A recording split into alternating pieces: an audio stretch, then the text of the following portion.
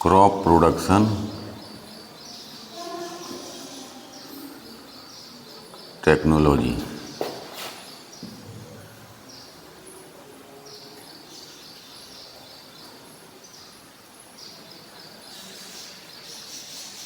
First,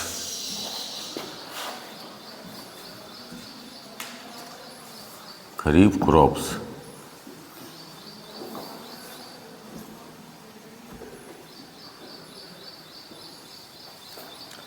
ये आपका crop production technology, खरीफ crops.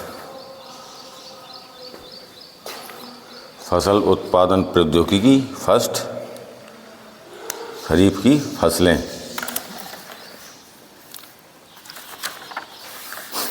अब इसमें आपका मेन चीज़ है कि जो फसलें, इसमें आपको सिर्फ फसलें हैं, ठीक। जो भी खरीफ में फसलें बोई जाती हैं, कौन कौन सी फसलें आती हैं खरीफ में? हाँ, तो कौन कौन सी फसलें हैं खरीफ में?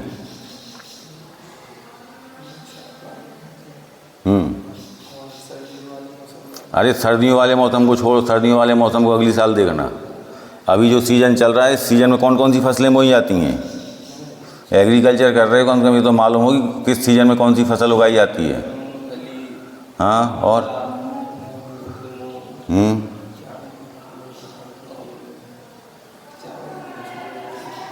धान है, ज्वार है, बाजरा है, सांवा है, कोंदो है, लोबिया है, ग्वार है, मक्का है, ढैंचा है, तंबाकू है, गन्ना, कपास, जूट, ये सब क्या है? ये खरीफ की फसलें हैं। तो ये फसलें, खरीफ की फसलें, इनका लिखने की एक तरीका होता है कि इनको कैसे लिखा जाए, ठीक है। तो इसके जो पॉइंट होते हैं वो पॉइंट नोट करो पहले।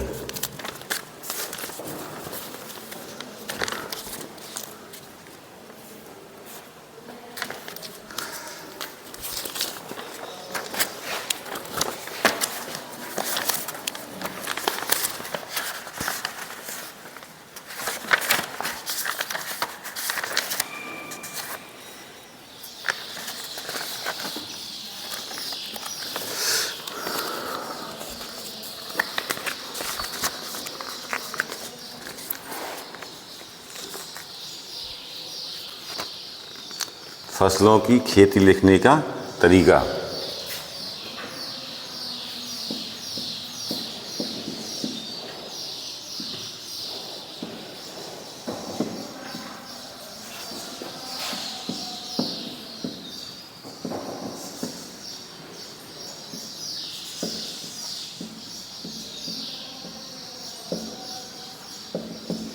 ठीक है, ये है आपकी कि हमें अगर कोई भी फसल हो, अगर आपको उसकी विधि मालूम है कि कौन कौन से पॉइंट लिखना है, तो आपको किसी फसल लिखने में समस्या नहीं होगी। तो इसमें नंबर 1 आता है वानस्पतिक नाम। वानस्पतिक नाम तो बोलते हैं बॉटनिकल नेम।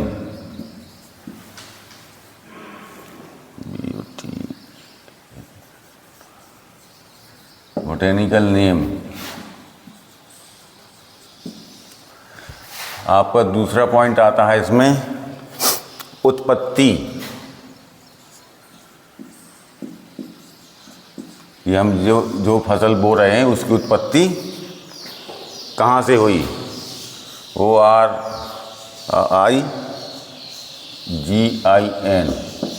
ऑरिजिन। तीसरा आता है आपका भौगोलिक वितरण। भौगोलिक वितरण।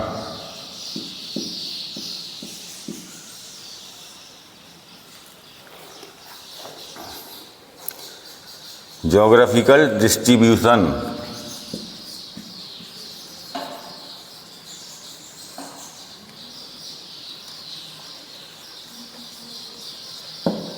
Geographical distribution.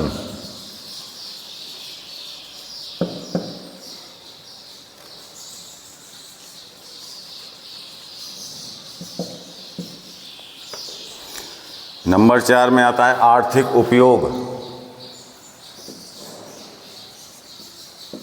आर्थिक उपयोग,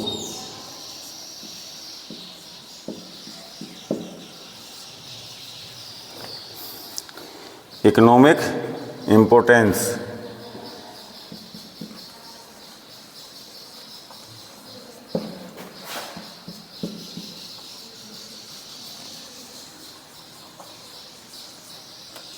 इकोनॉमिक्स इम्पोर्टेंस। फिर 5वां पॉइंट आता है आपका मृदा एवं जलवायु। मृदा एवं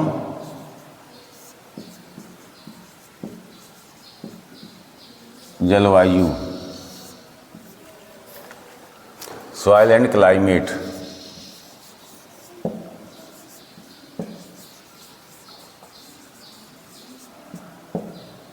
क्योंकि अगर हमें कोई भी फसल बोना है तो हमें वहाँ की मिट्टी और वहाँ की जलवायु, हाँ, कि हमारी जो फसल हम बो रहे हैं हमारी इस मिट्टी और इस जलवायु में सर्वाइव करेगी कि नहीं करेगी। 6वां पॉइंट आता है आपका बीज की मात्रा।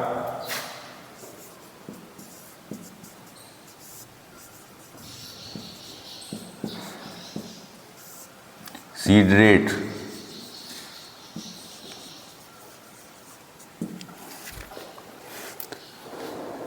फिर आता है उन्नतशील प्रजातियां।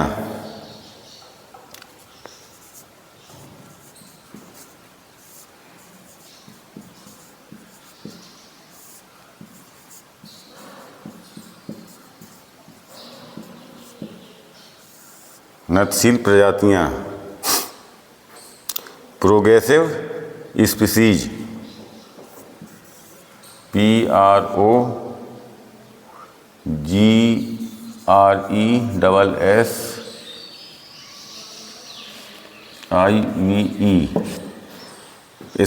स्पीसीज,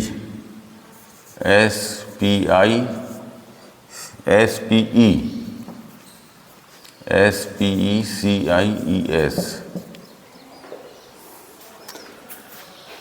फिर आता है आपका बुवाई का समय।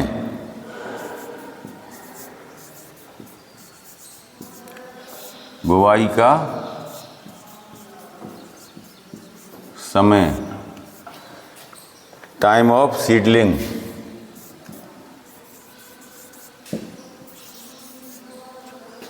टाइम ऑफ सीडलिंग या टाइम ऑफ सोइंग, बुवाई का समय।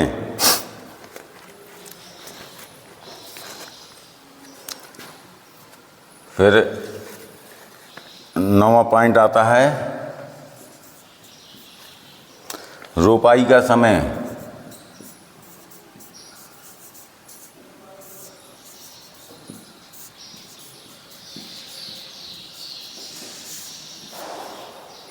Time of transplanting.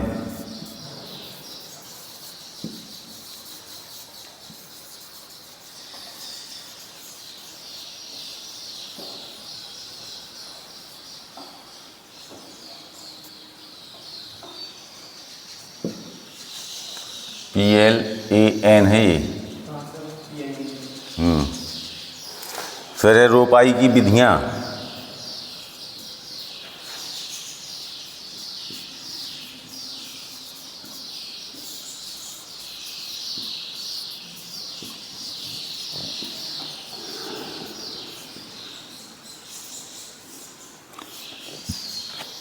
Type of transplanting.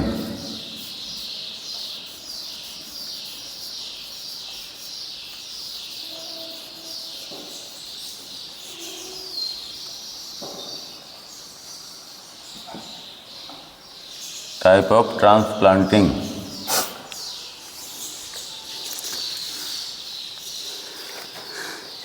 फिर आता है एकम खाद एवं उर्वरक की मात्रा।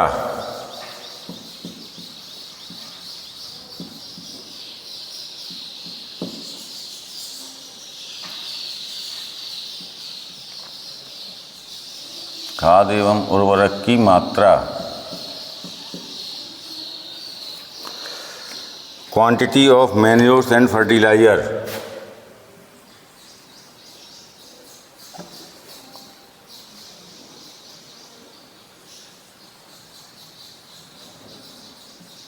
Quantity of manures and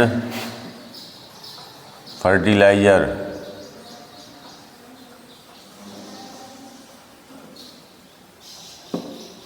ZERS।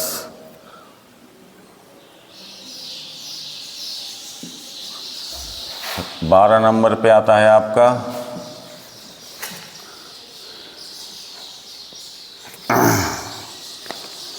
निराई एवं गुड़ाई।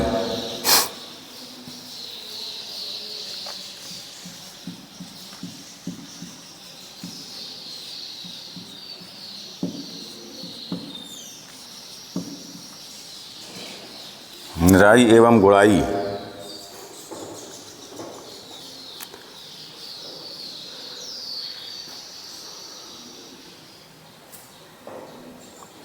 फिर आता है आपका सिंचाई।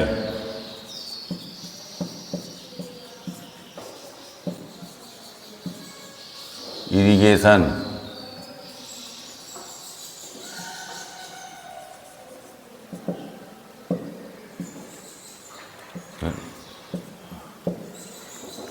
चौदह नंबर पे आता है आपका खरपतवार एवं उनका नियंत्रण।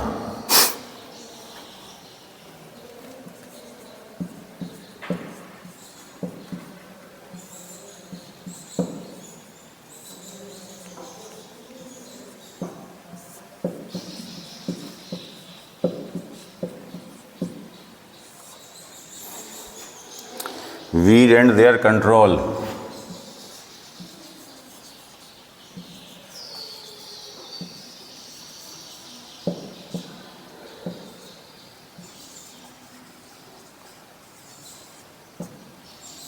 Weed and their control. फिर 15 में आता है कीट नियंत्रण।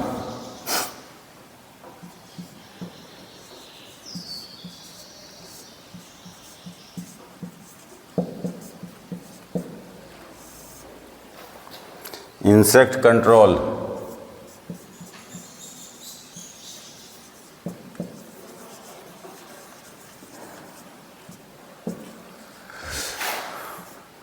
सोलह में आता है आपका रोग नियंत्रण।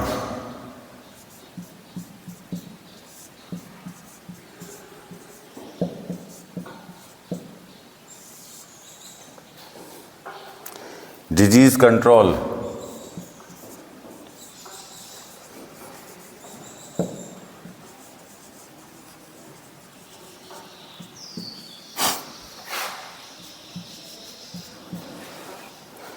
फिर आता है आपका कटाई।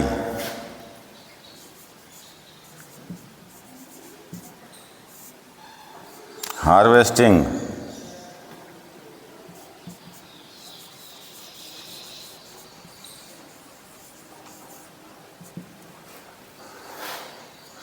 फिर आता है मड़ाई।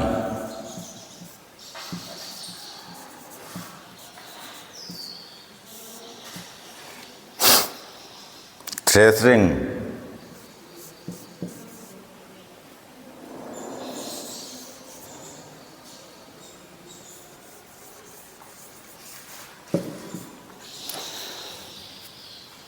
उन्नीस नंबर पे है आपका उत्पादन।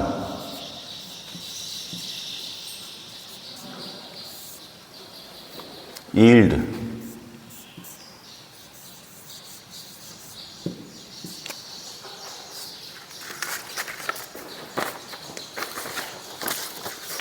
लिख लिया।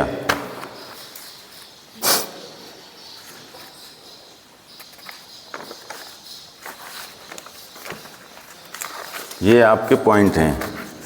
अब इसमें से 2 पॉइंट ऐसे हैं, ये एक है आपका ये रोपाई का समय और रोपाई की विधि, ठीक। ये सभी फसलों में लागू नहीं होती। जैसे धान है, सो धान में रोपाई का समय होगा और रोपाई की विधियाँ। ये जिन फसलों में पौधों की नर्सरी तैयार करके फिर खेत में ट्रांसप्लांट किया जाता है, उस समय आपको ये रोपाई की विधि, रोपाई का समय और रोपाई की विधि आएगा।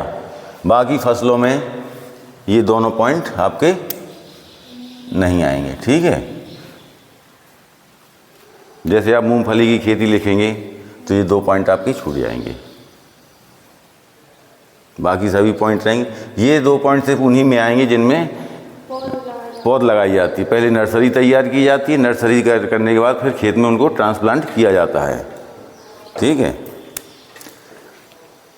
और एग्ज़ाम में जो क्वेश्चन आता है उसमें पूरा नहीं मांगते हैं अब, क्योंकि 2 घंटे का समय कर दिया। पहले आता था विस्तार से खेती का वर्णन करो, तब पूरे पॉइंट देने पड़ते थे। अब वो मेन पॉइंट दे देंगे कि आपको इन पॉइंटों पर खेती को लिखिए। तो जो पॉइंट दिए रहेंगे आपको उसी पर लिखना है, एक्स्ट्रा नहीं, ठीक है। यदि विस्तार से लिखा, विस्तार से वर्णन करो, तब आपको 2 पॉइंट छोड़ के, अगर धान का है तो 2 पॉइंट और वो भी देना पड़ेंगे। अगर धान की फसल नहीं है, कोई और फसल है, तो आपको 2 पॉइंट छोड़ के बाकी सभी पॉइंटों पर लिखना है।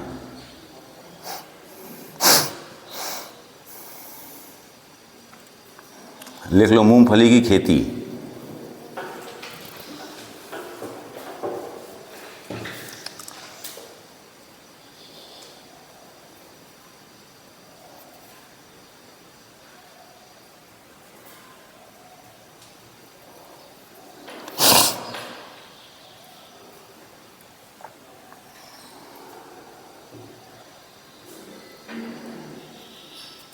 क्लियर? मिटा दें इसको अब, साहिल साफ करो।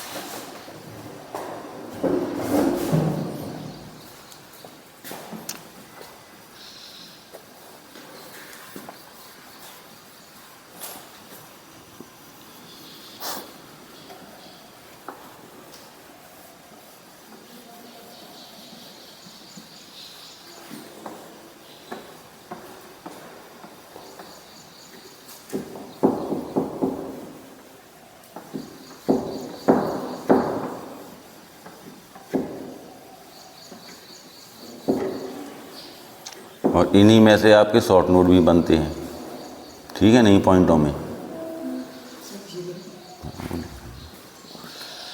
देखो मूंगफली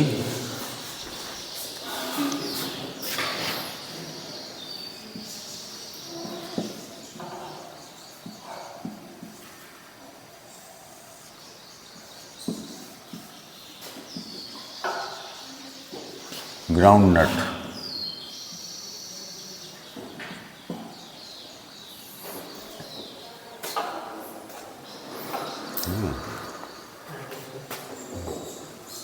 मूंगफली ग्राउंड नट।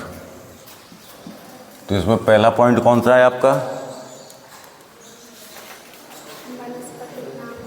पहले है number 1 botanical name.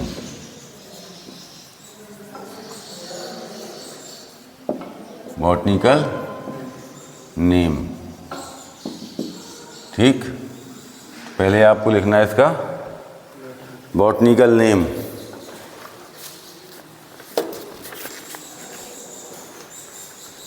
अरेकिस hypogaea, ARACHIS,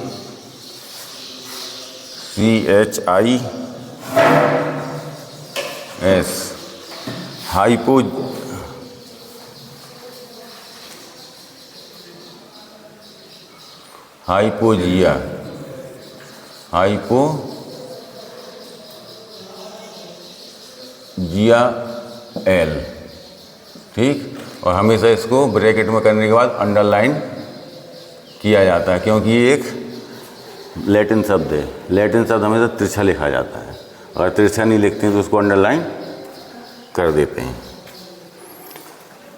दूसरा पॉइंट कौन सा था? उत्पत्ति। लिखो उत्पत्ति, ऑरिजिन।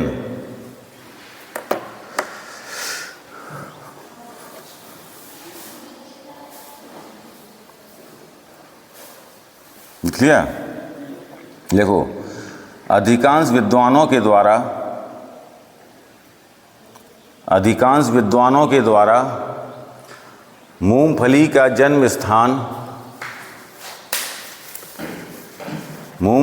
जन्म स्थान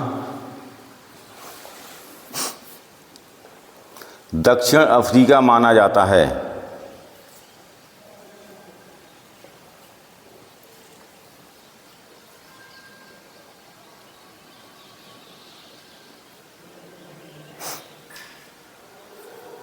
जबकि ब्राज़ील में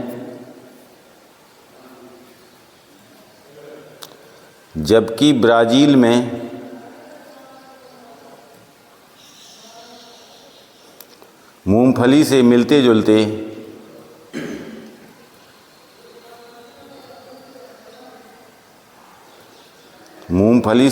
जुलते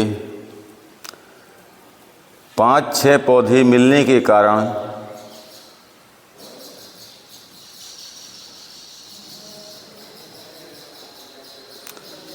इसका उद्गम केंद्र ब्राज़ील माना जाता है।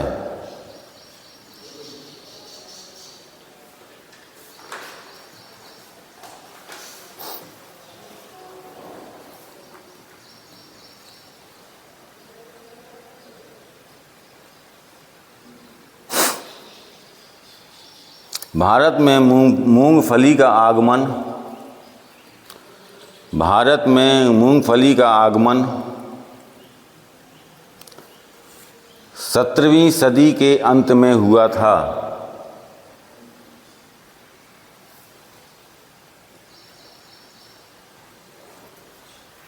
भारत में मूंगफली का आगमन 17वीं सदी के अंत में हुआ था।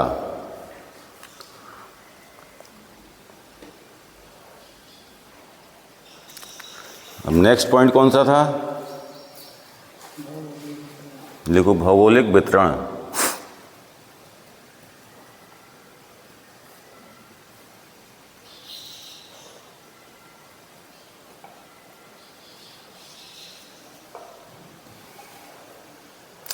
लिखो, विश्व में मूंगफली पैदा करने वाले मुख्य देश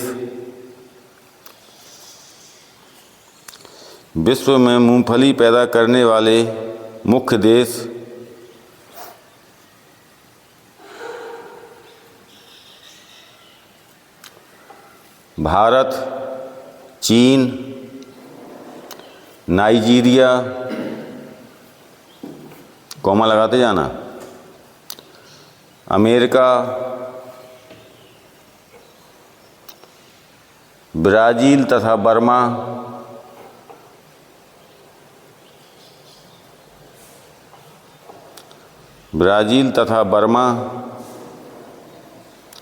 ब्रैकेट में लिख लेना म्यांमार है।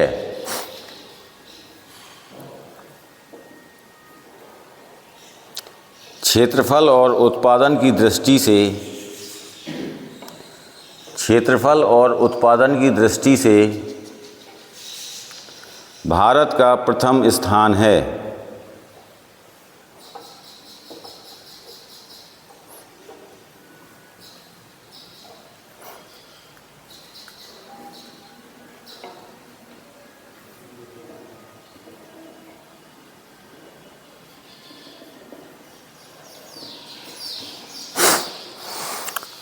अब नेक्स्ट कौन सी थी? नेक्स्ट हेडिंग डालो, आर्थिक उपयोग।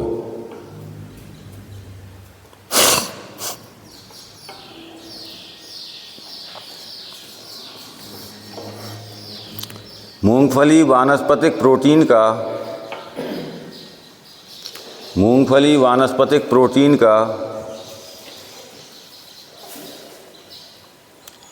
एक सबसे सस्ता एवं अच्छा स्रोत है।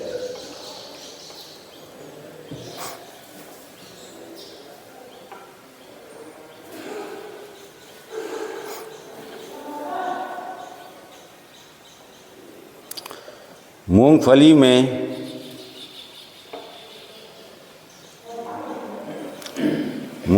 में मांस मतलब मीट, ठीक है, मांस से 1.3 गुना, 1.3 गुना, अंडा से 2.5 गुना तथा फलों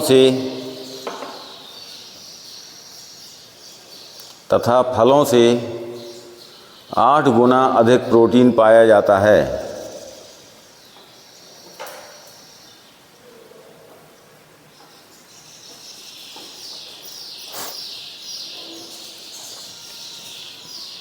इसमें थायमिन,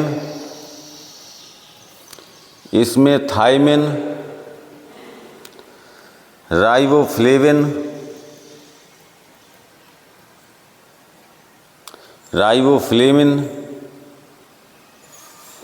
और निकोटिन अम्ल पर्याप्त मात्रा में पाया जाता है।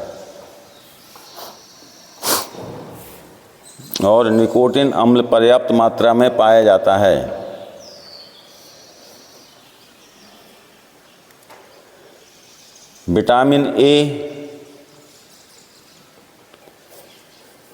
B1, B2 तथा ई भी पर्याप्त मात्रा में पाया जाता है।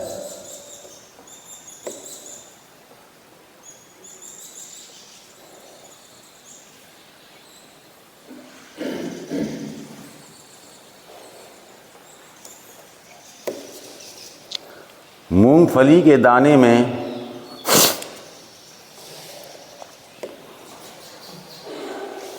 मूंगफली के दाने में 25.33% वसा नहीं 25.33% प्रोटीन, 10.2% कार्बोहाइड्रेट, 10.2% कार्बोहाइड्रेट व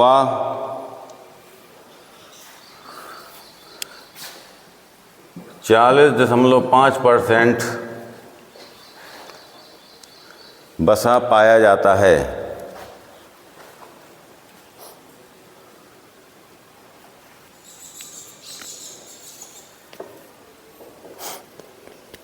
इसकी खली में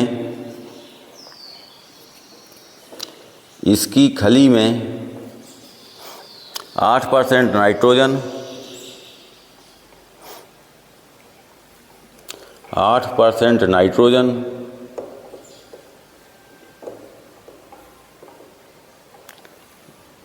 1.4% फास्फोरस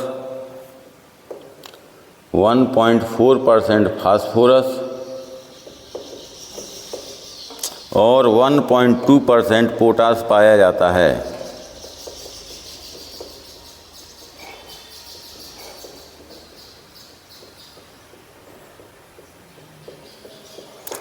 अब नेक्स्ट हेडिंग डालिए मृदा एवं जलवायु।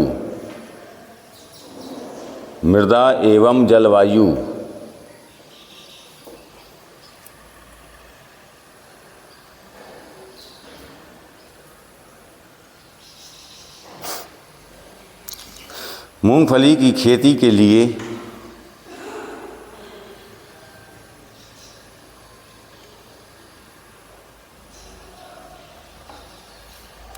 बलुआर,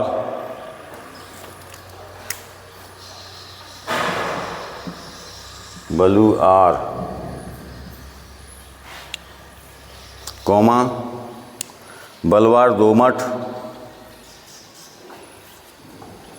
बलुआर दोमट, दोमट और काली मिट्टी में सफलतापूर्वक की जाती है।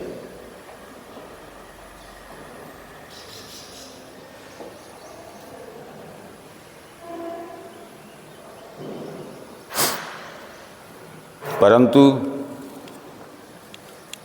बलुआर दोमट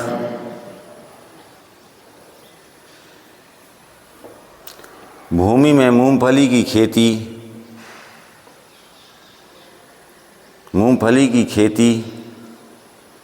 के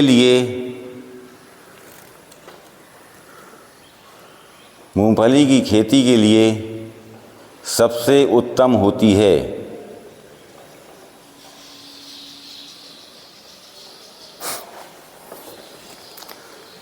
कड़ी और भारी भूमि मूंगफली के लिए अनुपयुक्त होती हैं।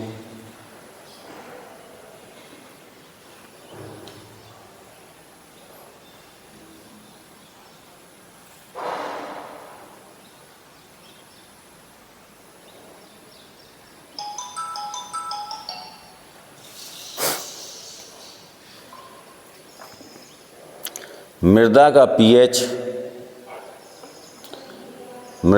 पीएच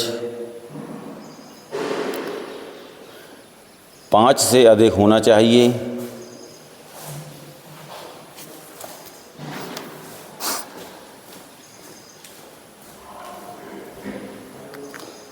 पीएच हमेशा कैपिटल P कैपिटल H नहीं, स्मॉल p आता है सर, pH ऐसे लिखा जाता है, pH 5,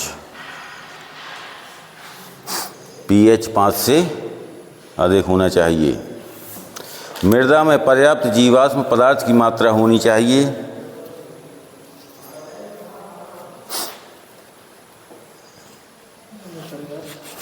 पर्याप्त जीवांश पदार्थ की मात्रा होनी चाहिए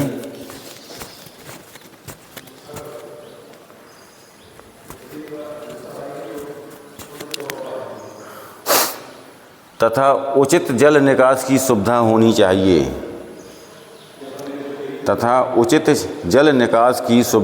चाहिए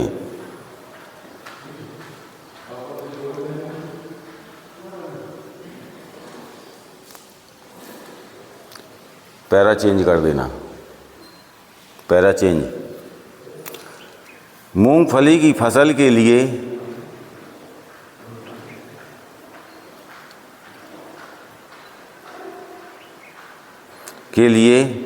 लंबी तथा गर्म जलवायु की आवश्यकता होती है।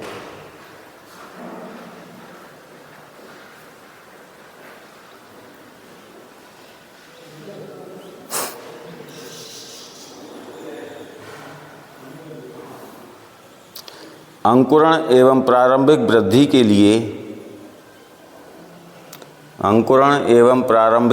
के लिए 14 डिग्री सेंटीग्रेड से 15 डिग्री सेंटीग्रेड तापमान होना चाहिए।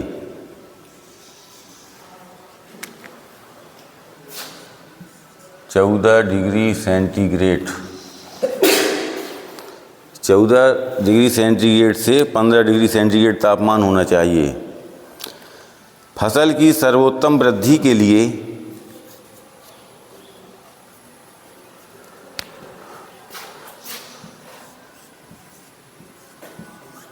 70 डिग्री फ़ारेनहाइट से 80 डिग्री फ़ारेनहाइट होता है।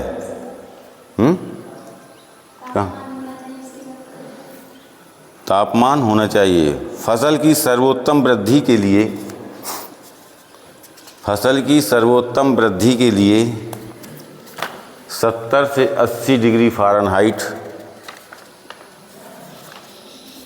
70 से 80 डिग्री फ़ारेनहाइट होना चाहिए।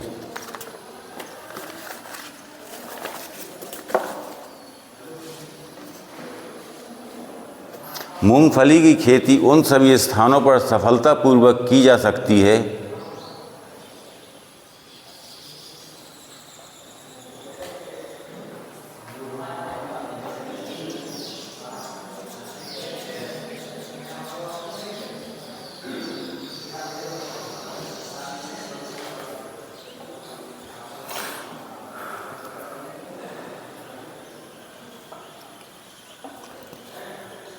जहां वार्षिक वर्षा 60 सेंटीमीटर से 130 सेंटीमीटर तक होती है। जहां वार्षिक वर्षा 60 सेंटीमीटर से 130 सेंटीमीटर तक होती है।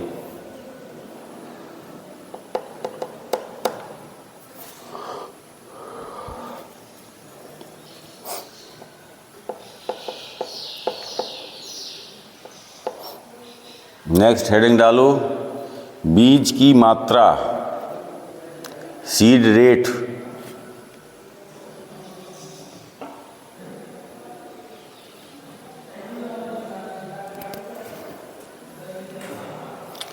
सीधे बढ़ने व गुच्छेदार जातियों के लिए, सीधे बढ़ने व गुच्छेदार जातियों के लिए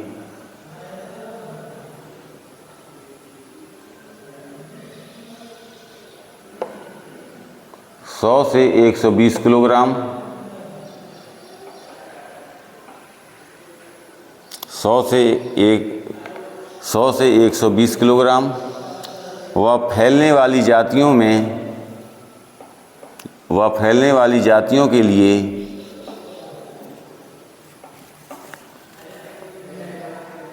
80 से 100 किलोग्राम, 80 से 100 किलोग्राम प्रति हेक्टेयर की दर से प्रयोग करते हैं।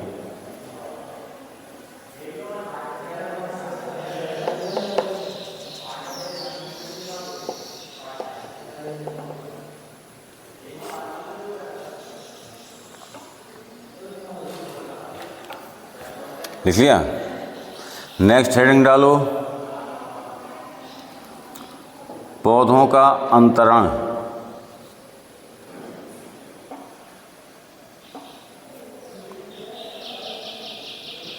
या पौध का अंतरण या पौधों का अंतरण। इसमें पौध के अंतरण के बाद नंबर 1 इस तरह डाल लेना पॉइंट करके।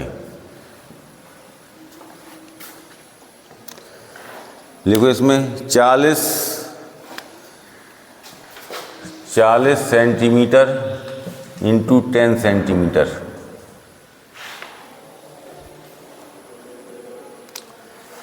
गुच्छेदार जातियों के लिए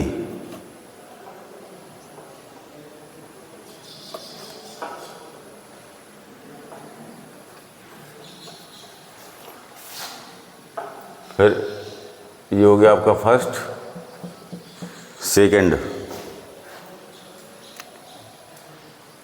60 गुणे 10, 60 सेंटीमीटर इंटू 10 सेंटीमीटर। ये किन के लिए है? जो जातियां फैलकर चलती हैं, ये फैलकर चलने वाली जातियों के लिए।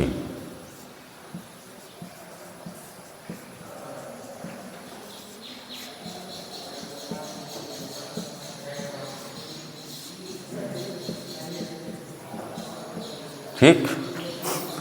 अब नेक्स्ट डालिए तीसरी, इसी में तीसरा लिखिए, बोने की गहराई।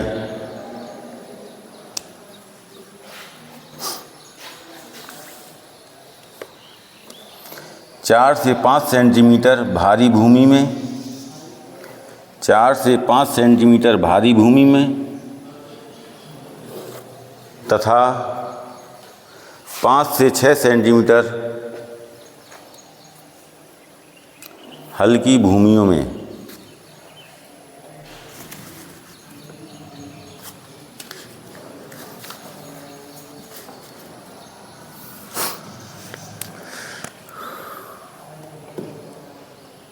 लिख लिया? अब नेक्स्ट हेडिंग डालो, बुवाई का समय, टाइम ऑफ सोइंग। बुवाई का समय।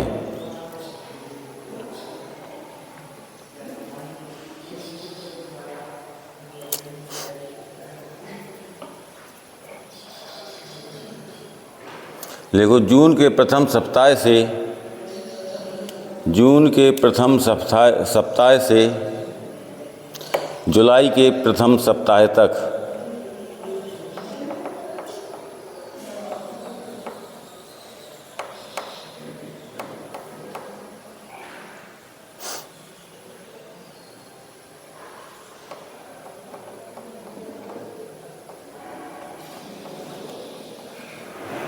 नेक्स्ट हेडिंग डालो, बुवाई की विधियाँ।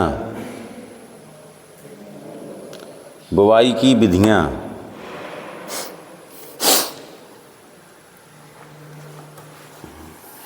इसमें भी इसी तरह पॉइंट लेके चलना, फर्स्ट पॉइंट करके, ठीक। लिखो, लिख लिया। नंबर फर्स्ट डालो, हल के पीछे बुवाई। हल के पीछे बुवाई।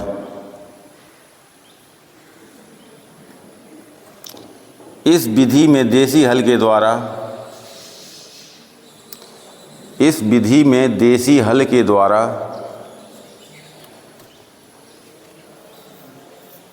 हल के पीछे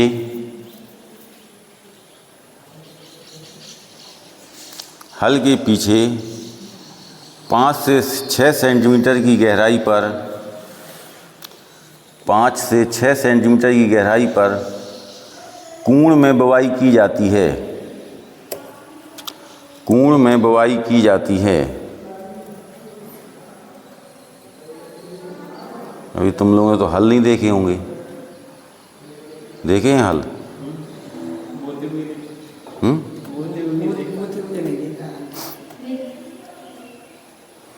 तुमने तो कुछ नहीं देखा। सर हमने हल देखे, वो पहले के नीचे बांध रहे थे। कब देखे? उसपे चढ़ा ना थोड़ा नीचे, तब प्रेशर लगाने के एक आध बार देखा है, याद नहीं। नंबर सेकंड डालो, देवलर विधि। देवलर विधि।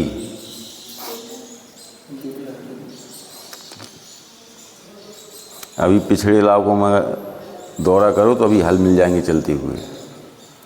सर अभी भी कोई भी यूज करता है, जैसे कम जगह में नहीं हो, ज़्यादा जगह में कुछ लगा करते हैं। अभी हमारे यहाँ भी कुछ लोग करते हैं।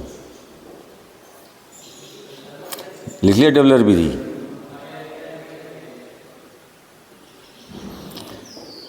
अधिक क्षेत्र में इस विधि द्वारा बुवाई नहीं की जा सकती।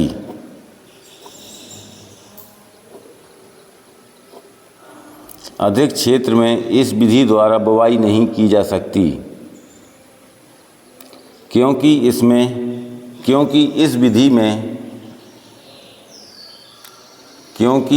विधि में समय व श्रम अधिक लगता है।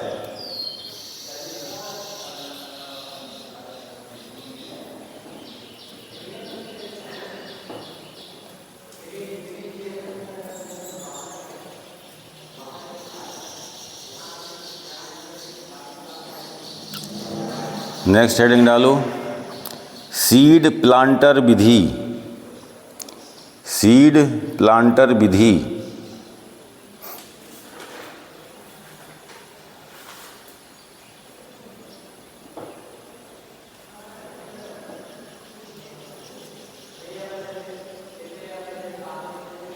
लिख लिया।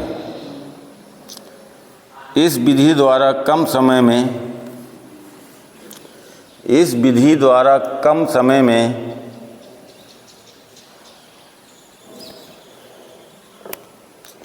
अधिक क्षेत्रफल की बुवाई की जाती है।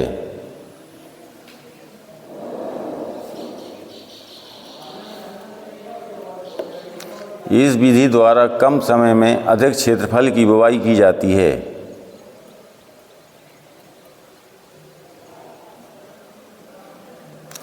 इस विधि से बुवाई करने पर प्रति इकाई क्षेत्र खर्चा भी कम आता है।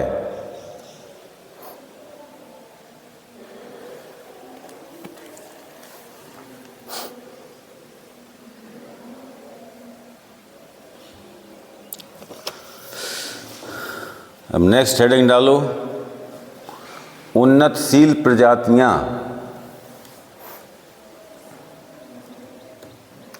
उन्नतशील प्रजातियां।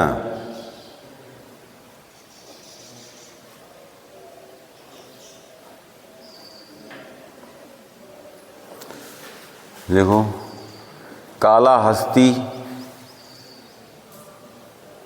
काला हस्ती, कॉमा लगाते जाना, स्नेहा,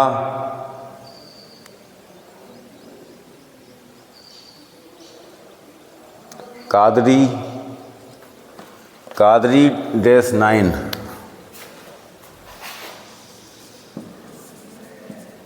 कादरी -9, ये है पूरा इसका, लिख लिया। इसके बाद लिखो प्रताप मूंगफली -2,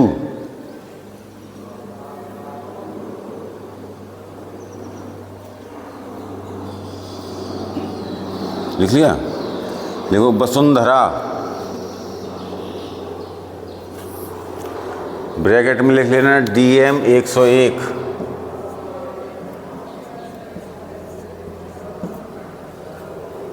वसुंधरा DM 101, DH है, DM नहीं, DH 101। नेक्स्ट लिखो विजेथा, विजेथा, ब्रैकेट में लिख लो R-2001, R-2001, comma Girnar 3, Girnar 3, Girnar 3, Girnar 3, लिख लिया। दिव्या, दिव्या,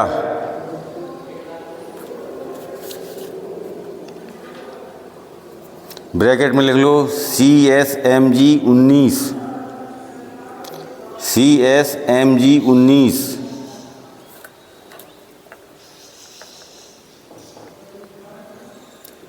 ज्योति,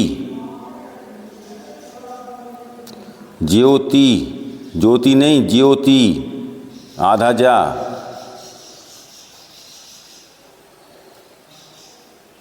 चंद्रा, ब्रैकेट में लिख लेना AH 114, AH 114,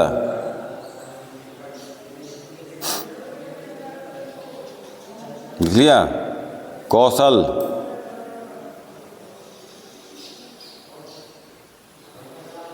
चित्रा, विक्रम,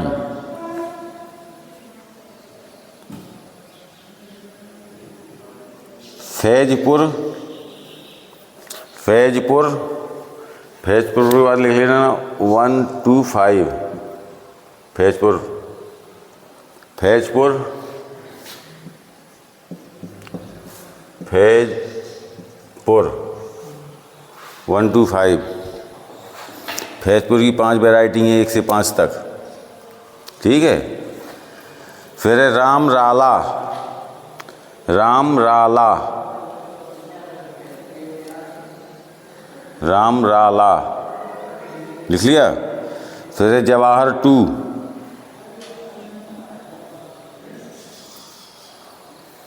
जवाहर 2, गंगापुरी आदि,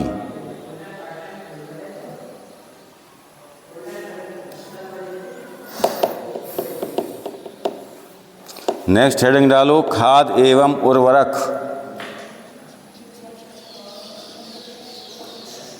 खाद एवं उर्वरक। हाथ दर्द करने लगे तब बता देना, क्या? हाथ दर्द होने लगे तब बता देना। उससे कौन सा आप मान जाओगे? आपको लिखवाओगे ना? नहीं, जब हाथ दर्द होने लगे बंद कर देंगे। लिखो खाद एवं उर्वरक, मैन्योर्स एंड फर्टिलाइजर्स। लिखो इसके आगे मूंगफली की जड़ों में पाए जाने वाला जीवाणु, मूंगफली की जड़ों में पाए जाने वाला जीवाणु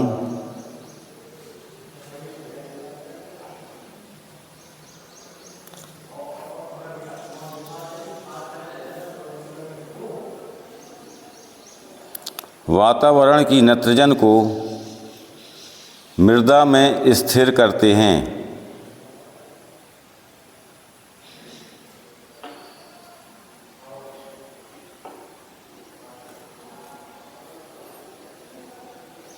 वातावरण की नाइट्रोजन को मृदा में स्थिर करते हैं।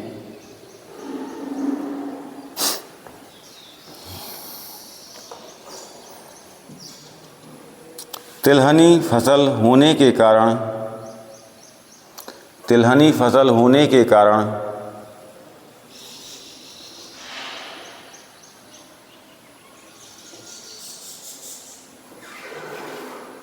मूंगफली मृदा से पोटास व कैल्शियम अधिक मात्रा में शोषण करती है।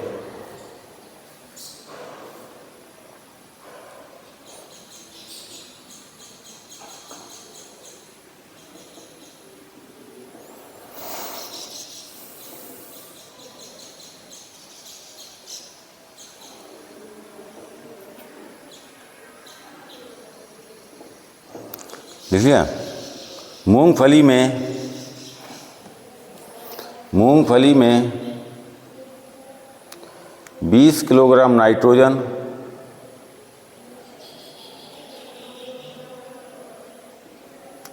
50 से 60 किलोग्राम फास्फोरस,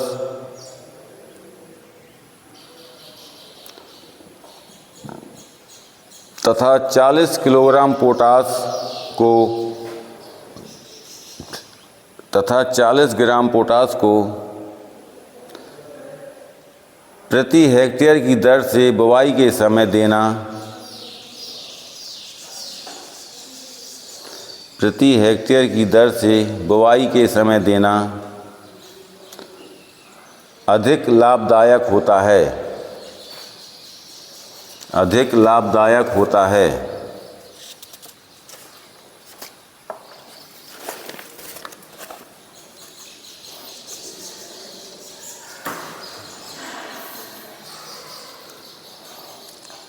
लिखो, अब नेक्स्ट हेडिंग डालो, सिंचाई एवं जल निकास।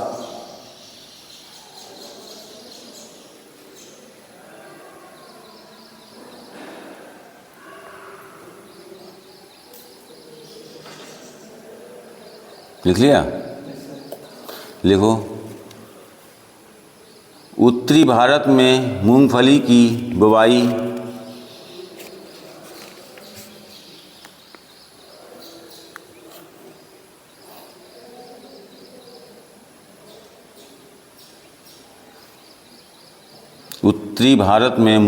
बुवाई वर्षा प्रारंभ होने पर करते हैं।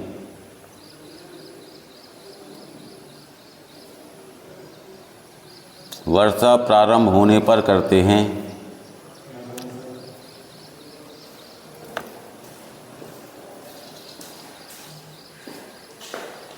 वर्षा प्रारंभ होने पर करते हैं, इसलिए सिंचाई की विशेष आवश्यकता नहीं होती है।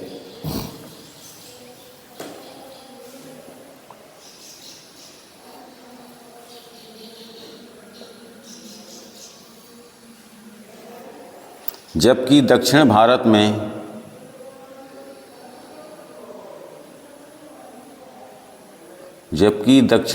में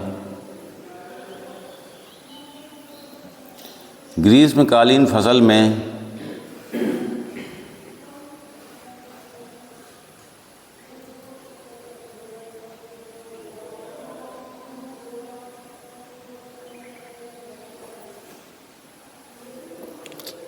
ग्रीष्मकालीन फसल में 10 से 15 दिन के अंतर पर सिंचाई करते हैं।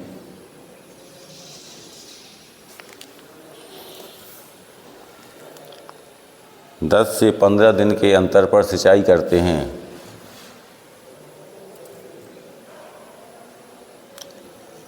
खरीफ की फसल में सूखा पड़ने पर 2 से 3 सिंचाइयों की आवश्यकता होती है।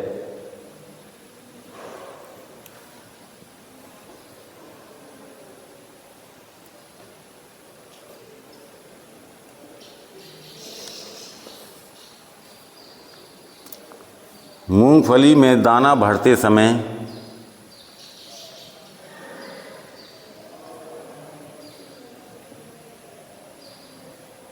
मूंगफली में दाना भरते समय उचित नमी का होना आवश्यक होता है।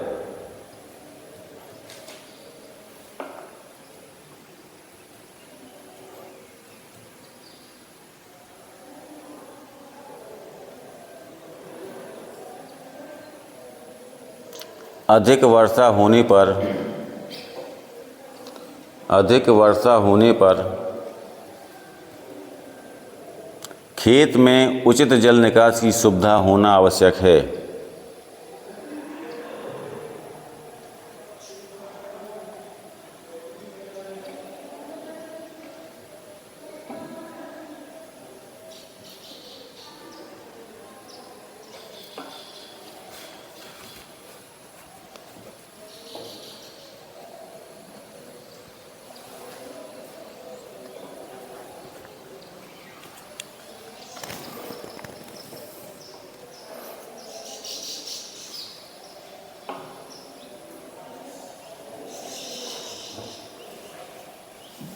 लिख लिया।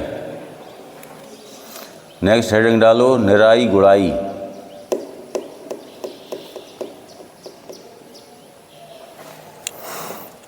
मुँह से गिनो नहीं, अब तुम्हारे हाथ दर्द करने लगे।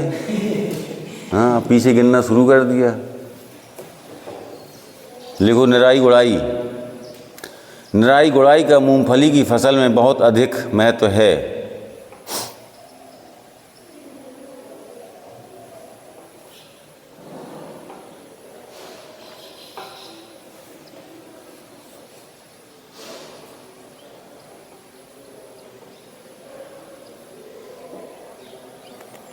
मूंगफली की फसल में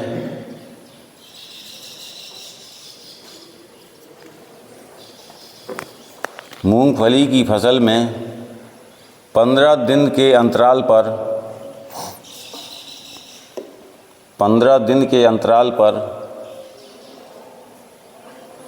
2-3 बार निराई गुड़ाई करके 2-3 बार निराई गुड़ाई करके पौधों में मिट्टी चढ़ाना लाभदायक होता है।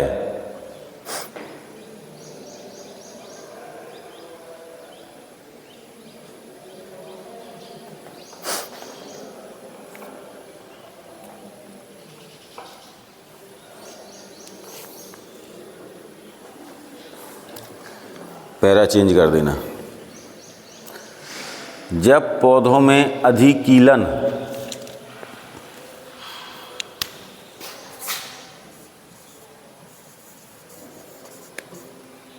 पैच ब्रैकेट में लिख लो, अधिकीलन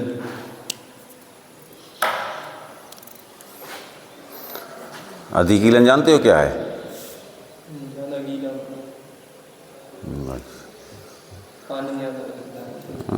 तुक्का तो बहुत बढ़िया लगाते हो।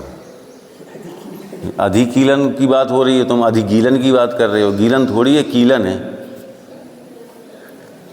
जब मूंगफली में रूट निकलती है, कौन सी रूट? जिसमें मूंगफली बनती है।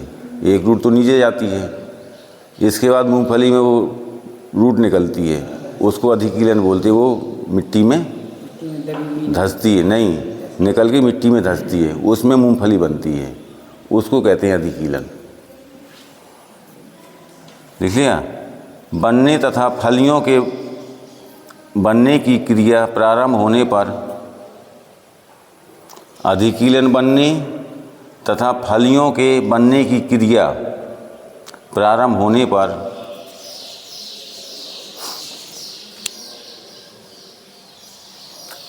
निराई गुड़ाई नहीं करनी चाहिए।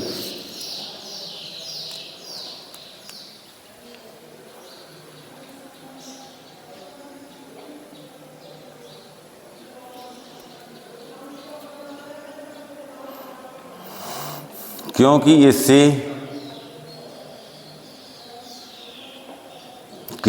इससे अधिकीलन कट जाएंगे, जिससे उत्पादन कम हो जाएगा।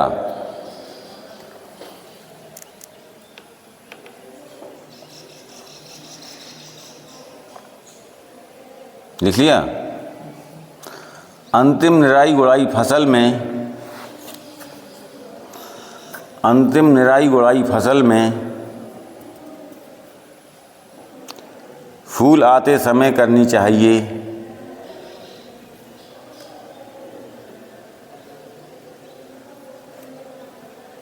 जिससे अधिकीलन आसानी से भूमि में प्रवेश कर लेते हैं।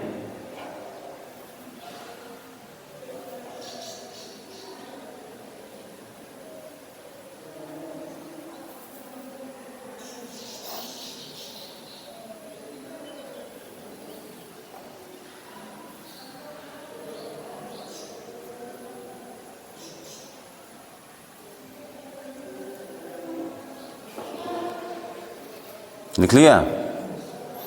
अब लिखो आगे खरपतवार नियंत्रण। बस समाप्ति की ओर धीरे धीरे बढ़ रहे हैं, खरपतवारों पे आ गए।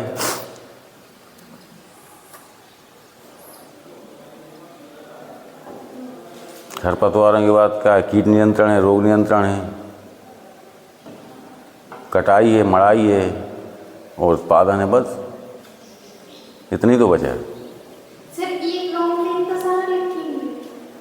मैं बताया क्या था अभी? कौन सा तुम्हें पूछ ले, किन किन पॉइंटों में पूछ दें? लिखना तो पूरा है, तुम्हें तो पूरा तैयार करना है। ये थोड़ी है कि 4 पॉइंट लिखवा दिए फसल हो गई।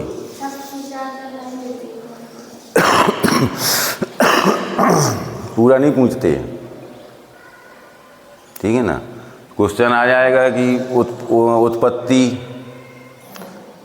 सीड रेट, खरपतवार नियंत्रण, इन पॉइंटों पे लिखो। नहीं है, वो तो पॉइंट देते हैं, 4-5 पॉइंट देंगे, उन पॉइंटों पर लिखना है। पूरा थोड़ी, पूरा 2 घंटे का समय है, 1 घंटा तो इसी में चला जाएगा एक फसल लिखने में। 3 घंटे का समय था तब आता था पूरा लिखने के लिए।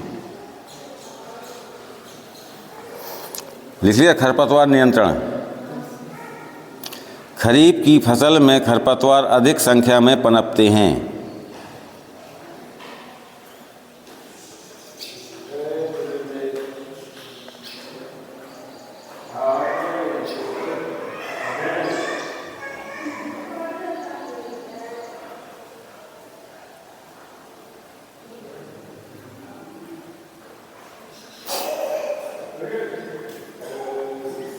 लिख लिया। वर्षा ऋतु में फसल बुवाई के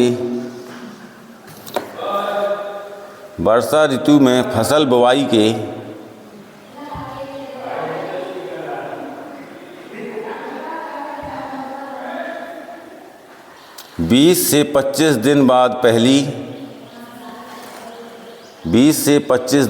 पहली तथा 40 से 45 दिन बाद दूसरी निराई गुड़ाई करते हैं।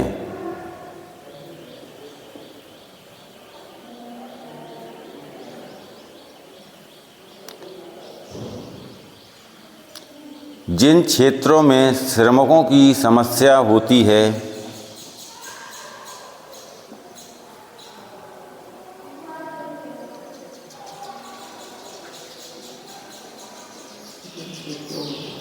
जिन क्षेत्रों में श्रमिकों की समस्या होती है उन क्षेत्रों में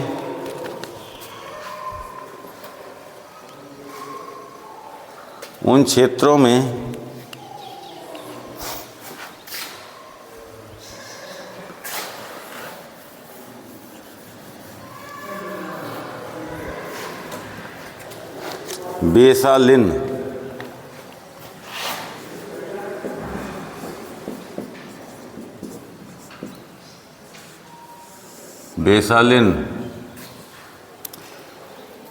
फ्लूक्लोरेलिन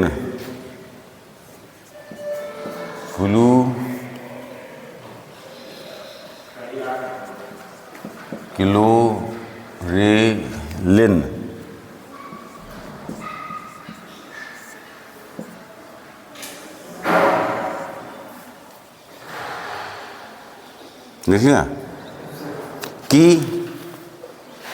1.25 किलोग्राम मात्रा 1.2 किलोग्राम मात्रा 1000 लीटर पानी में घोलकर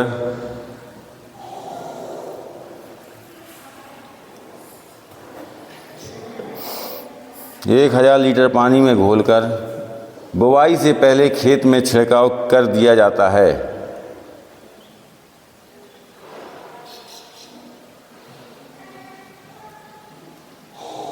बुवाई से पहले खेत में छिड़काव कर दिया जाता है और कल्टीवेटर या हैरो से मिट्टी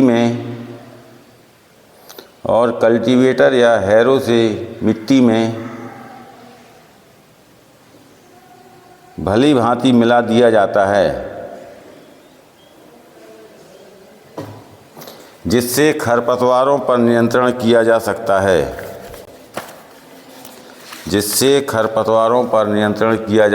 है।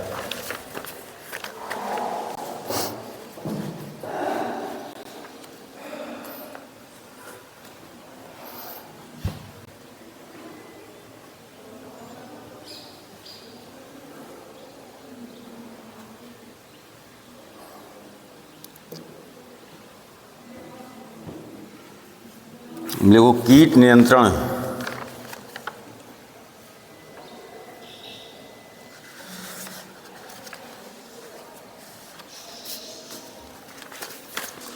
लिख लिया कीट नियंत्रण। नंबर 1 लिखो, बिहार रोमिल सुंडी,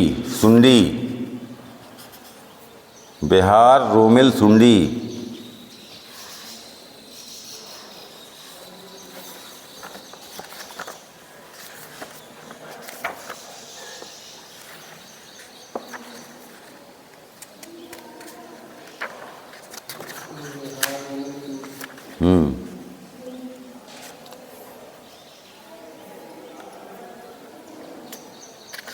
मियाँ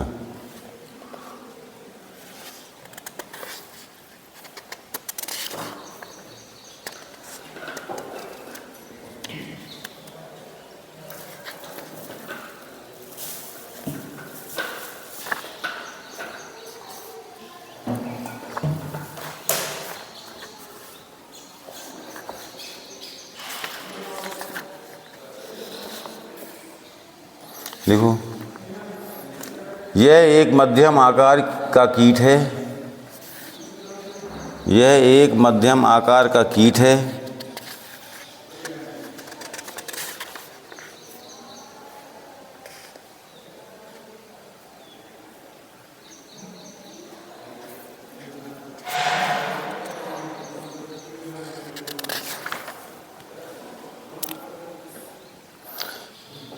जिसके पंखों पर काले धब्बे होते हैं।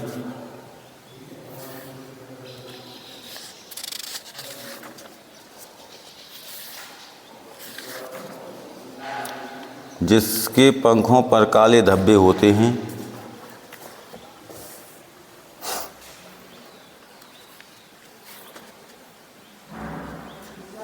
लिख लिया। इसकी सूढ़ी नारंगी रंग की होती है।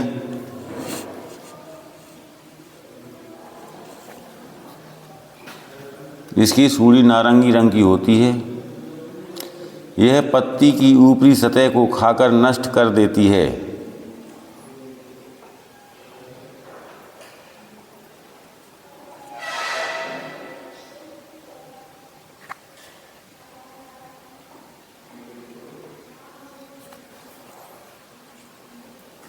लिख लिया। यह पत्ती की ऊपरी सतह को खाकर नष्ट कर देती है, जिससे पौधों की भोजन बनाने की क्रिया प्रभावित होती है।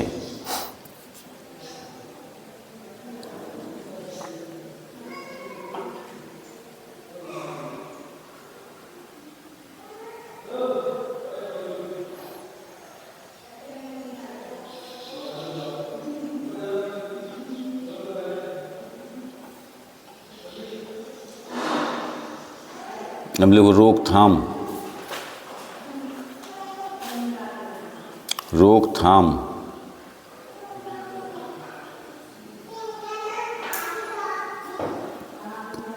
0.15% मोनोक्रोटोफास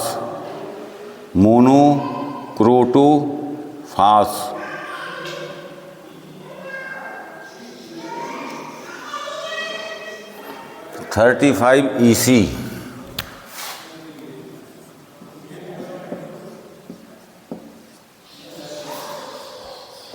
35 EC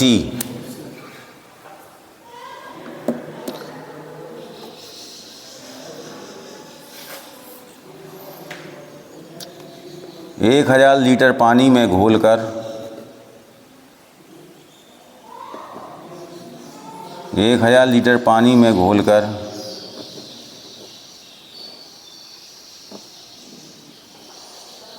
प्रति हेक्टेयर की दर से छिड़काव करते हैं।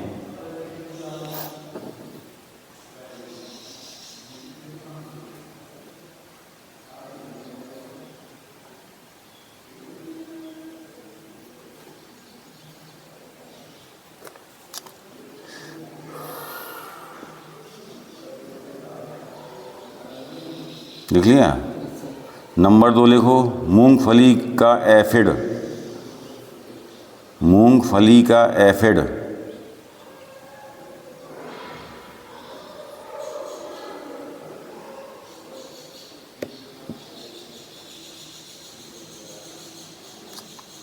लिखो। यह कीट मूंगफली में रोजेट नामक बीमारी फैलाते हैं।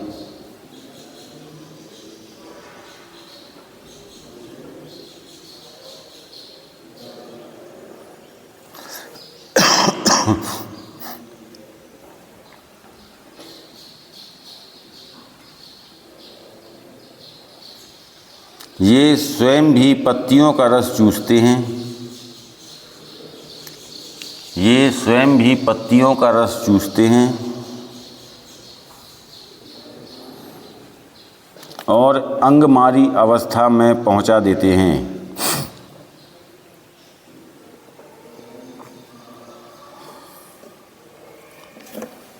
मेटासिस्टाक्स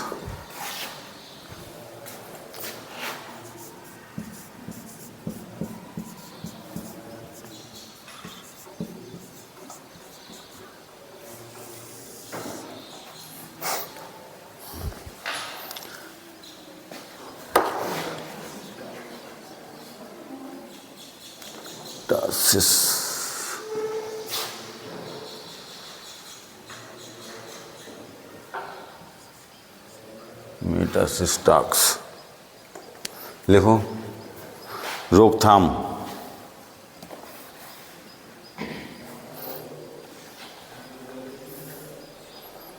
मेटासिस्टाक्स का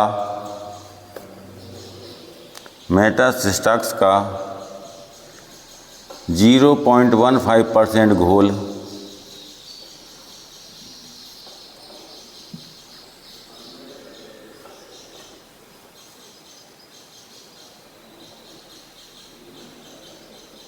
0.15% का घोल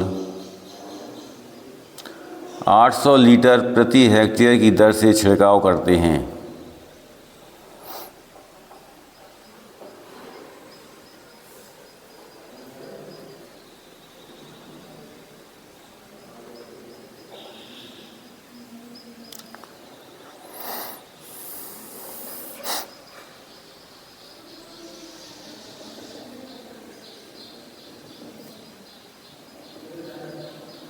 नेक्स्ट हेडिंग डालो, रोग नियंत्रण।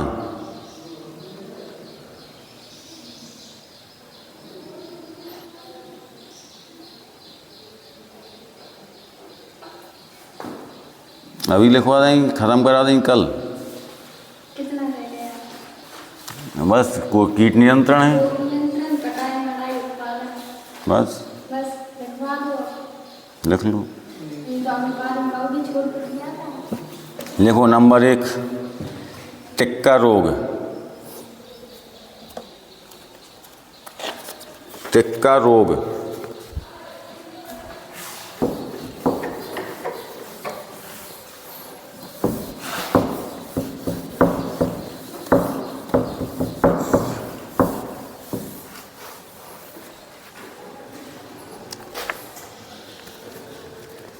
सर्कोस्पोरा।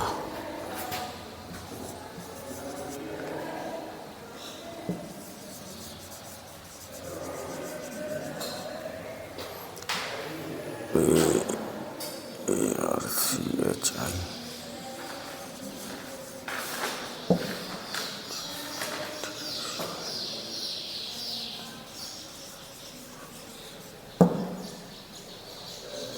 देखो टिक का रोग लिख लिया, हेडिंग डाल ली। यह रोग एक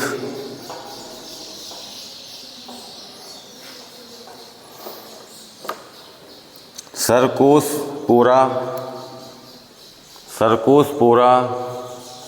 आर्चहीडिकोला नामक फफूंद द्वारा फैलता है।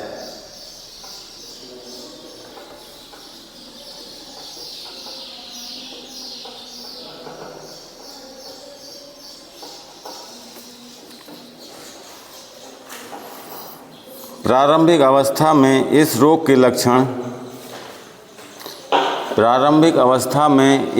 के लक्षण नीचे की पत्तियों में दिखाई देते हैं।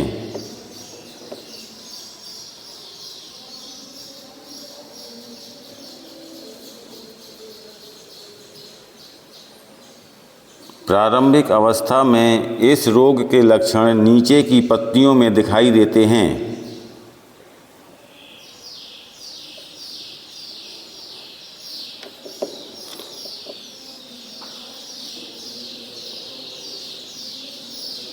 इन पत्तियों पर गहरे धब्बे पड़ जाते हैं।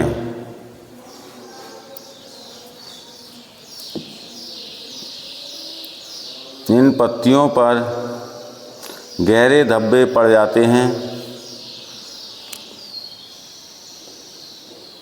इन धब्बों का व्यास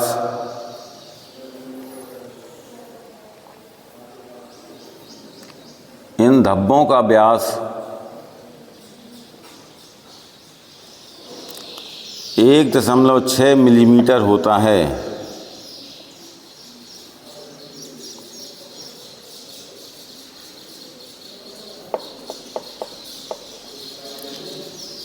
ये धब्बे काले भूरे रंग के हो जाते हैं।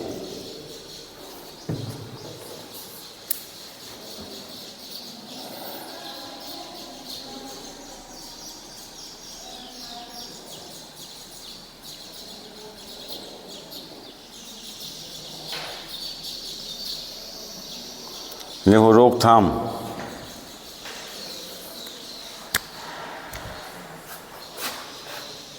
Four is to 50।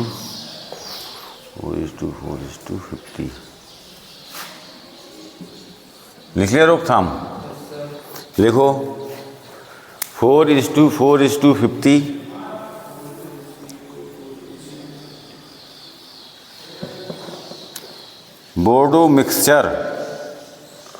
बोर्डो मिक्सचर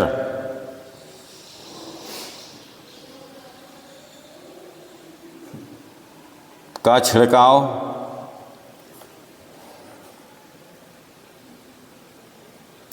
या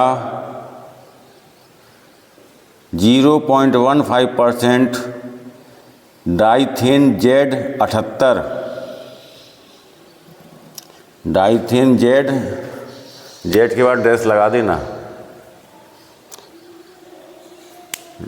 डाइथेन Z78 या 0.2% डाइथेन M45 का छिड़काव। डाइथेन M45 का छिड़काव, M पिवट डैश लगा देना, M-45 का छिड़काव 15-15 दिन के अंतराल में करते हैं।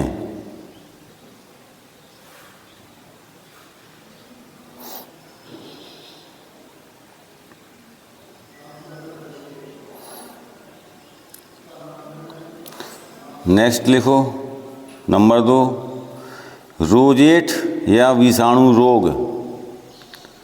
रोजेट या विषाणु रोग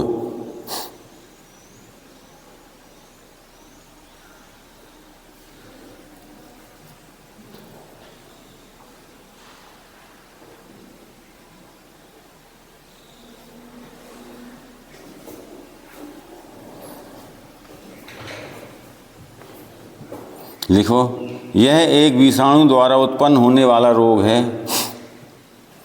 यह एक विषाणु द्वारा उत्पन्न होने वाला रोग है।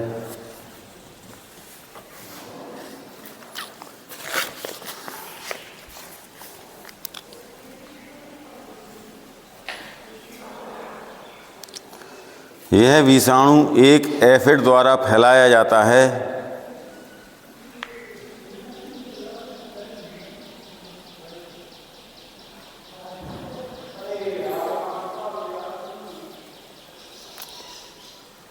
इस रोग के प्रभाव से पौधे बौने रह जाते हैं। इस रोग के प्रभाव से पौधे बौने रह जाते हैं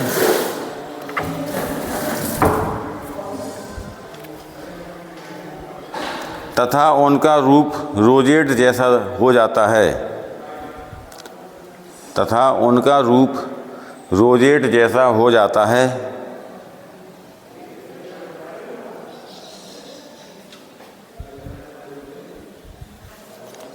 पौधे पीले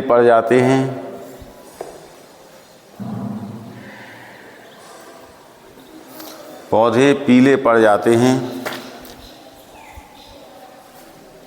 और मोज़ेक जैसा रूप दिखाई देने लगता है।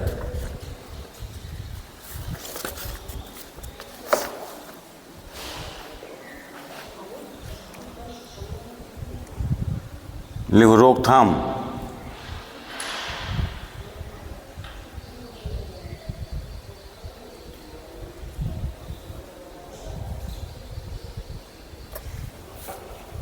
इस बीमारी की रोकथाम के लिए रोगरोधी किस्मों को बोना चाहिए।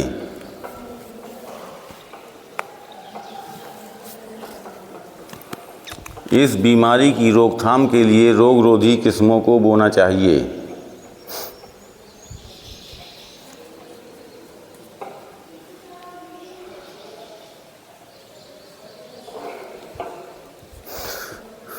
एफिड व अन्य कीटों को नष्ट करने के लिए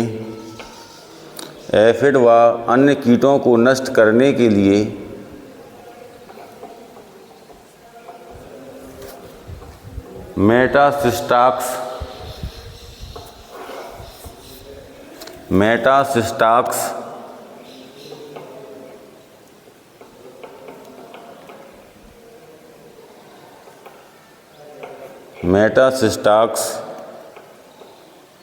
1 लीटर दवा को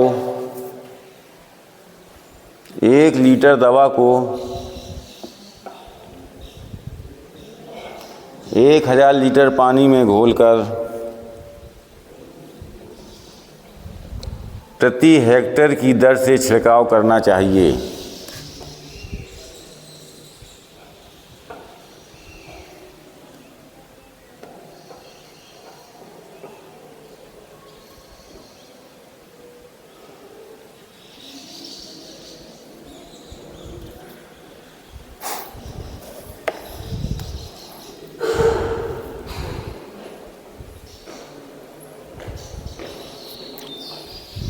लिख लिया। नेक्स्ट लिखो, कोलर रोट।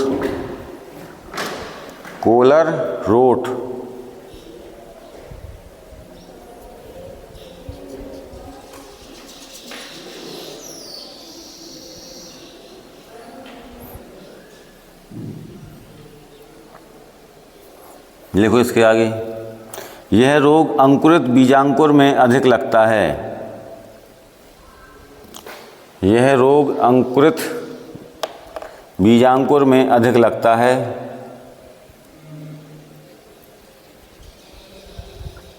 और यह इस अवस्था में बहुत क्षति पहुंचाता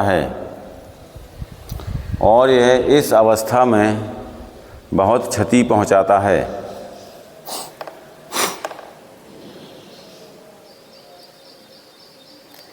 यह बीज जनित व भूमि जनित रोग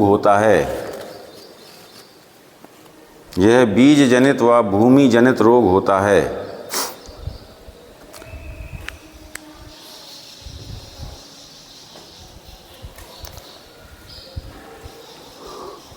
छूट गया क्या? कहाँ से? एक लाइन बीजापुर में अधिक लगता है। और यह इस अवस्था में बहुत क्षति पहुंचाता है।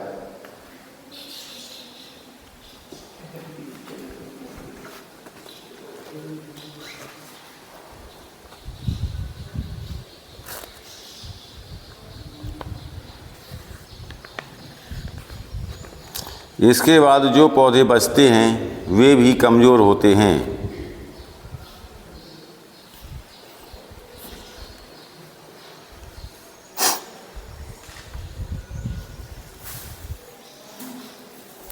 अब लिखिए रोकथाम।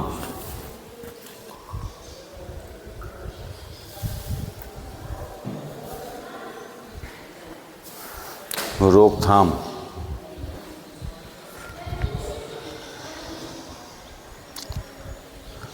बीज बोने से पहले सेरेसन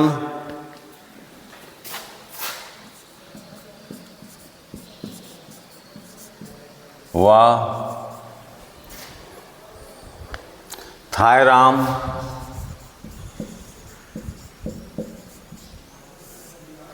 सेरेसन व थायराम से उपचारित कर लेना चाहिए।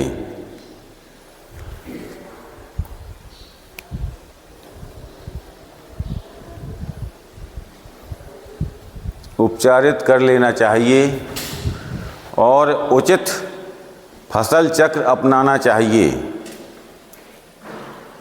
और उचित फसल चक्र अपनाना चाहिए।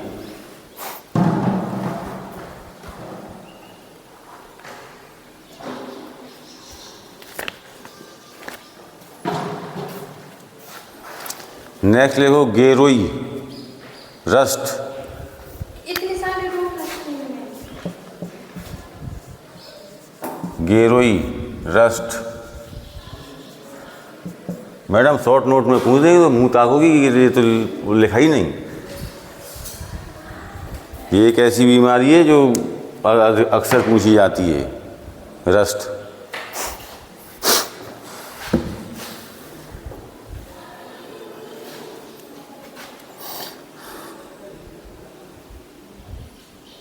देखो, इस रोग के लक्षण पत्तियों की निचली सतह पर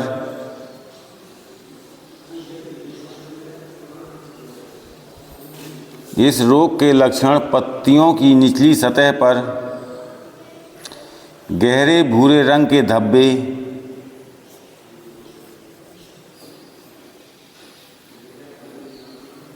गहरे भूरे रंग के धब्बे ऊपर की सतह की तुलना में अधिक पाए जाते हैं।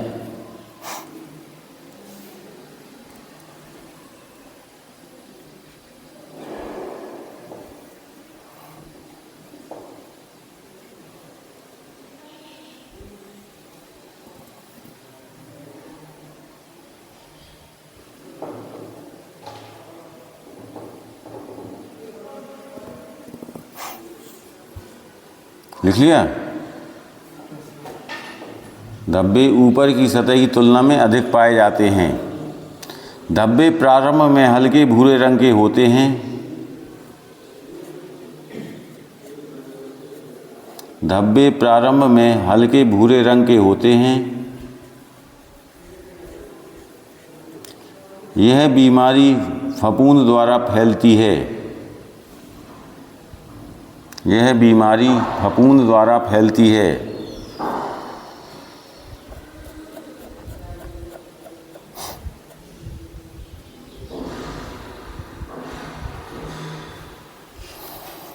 रोकथाम बीजों को उपचारित करके बोना चाहिए।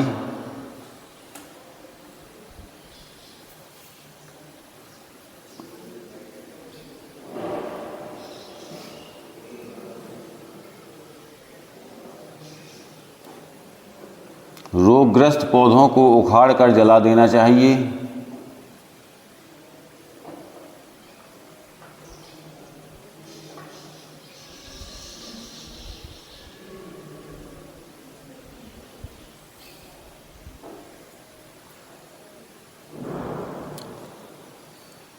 जिनेब 0.2% घोल को जिनेब 0.2% घोल को 10 से 15 दिन के अंतर पर 10 से 15 दिन के अंतर पर 4 बार छिड़काव करना चाहिए।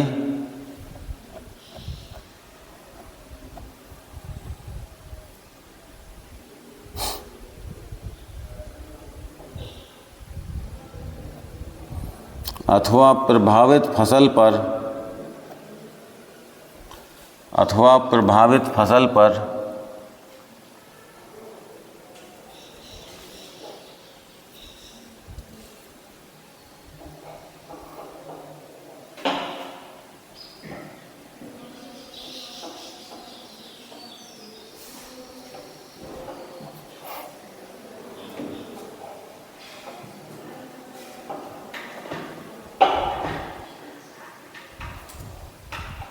लिख लिया। अथवा प्रभावित फसल पर 0.05% बेविस्टिन का छिड़काव करना चाहिए।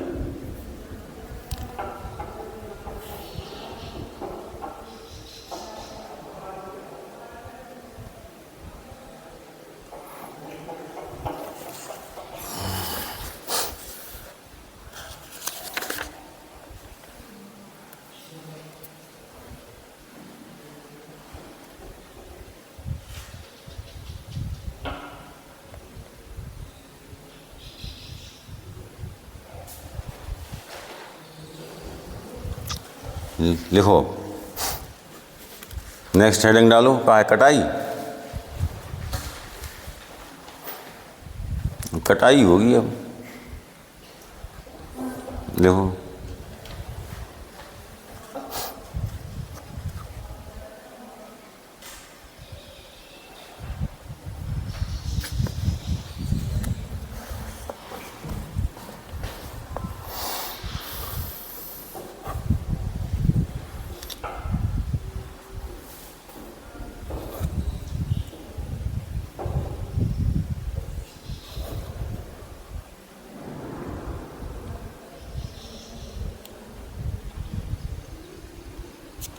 देखो, फसल की खुदाई के समय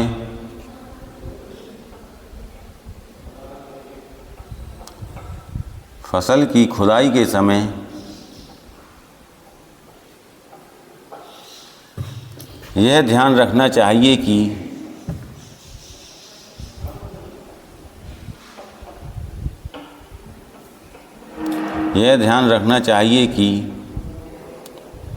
खुदाई ऐसे समय पर की जाए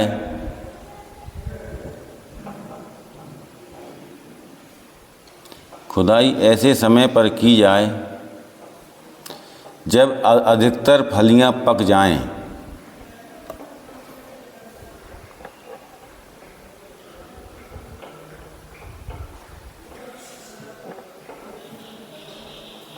सामान्य परिस्थितियों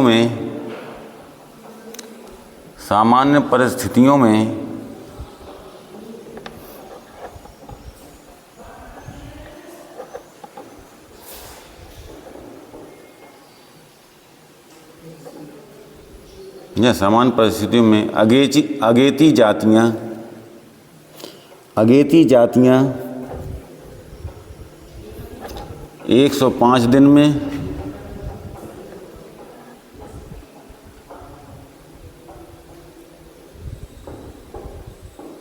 व पछेती जातियों की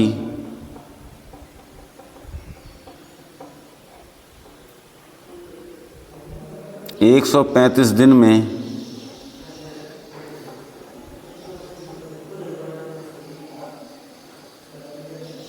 खुदाई करते हैं।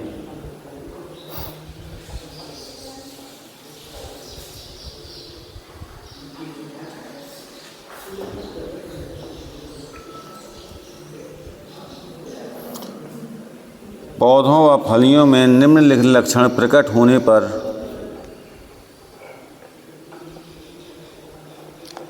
निम्नलिखित लक्षण प्रकट होने पर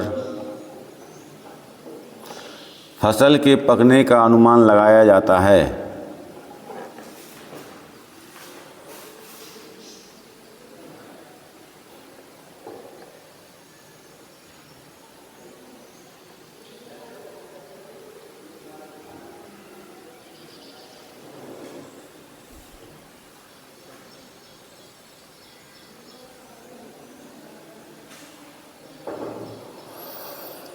देखिए, अनुमान लगाया जाता है। नंबर 1, पौधे की पत्तियां पीली पड़कर सूखने लगती हैं। पौधे की पत्तियां पीली पड़कर सूखने लगती हैं। सेकंड, पौधे मुरझाकर गिरने लगते हैं। पौधे मुरझाकर गिरने लगते हैं।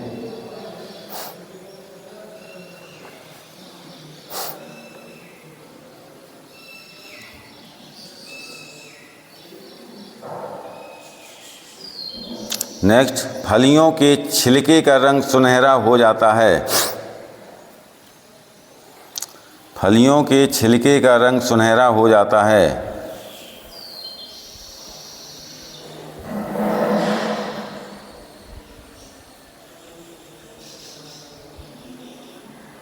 फिर भी स्पीड से चलाओ हाथ थोड़ी।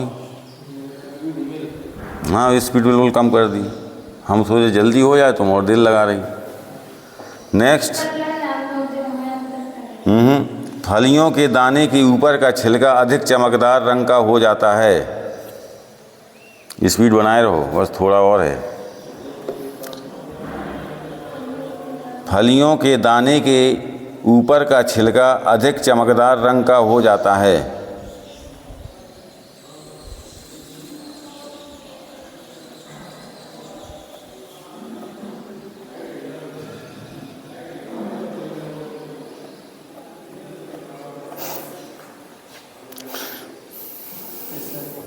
लिख लिया। नेक्स्ट, फलियों के छिलके की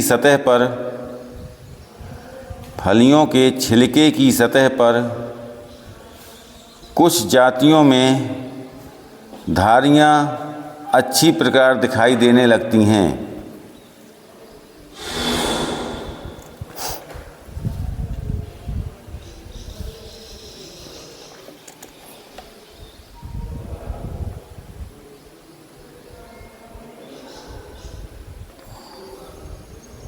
नेक्स्ट,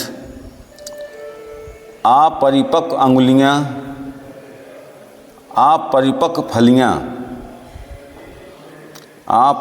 फलियां अंगुलियों से दबाने पर शीघ्र टूटती हैं।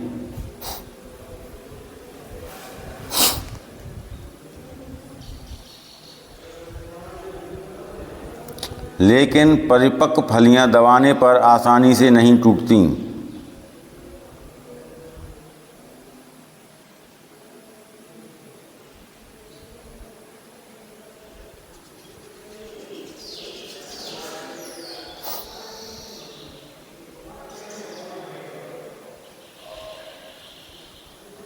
नेक्स्ट, कुछ जातियों की फलियों में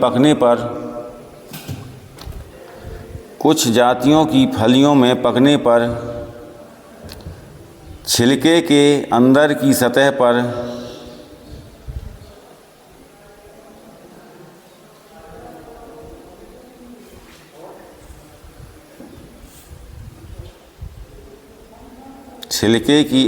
सतह पर काले धब्बे पड़ जाते हैं।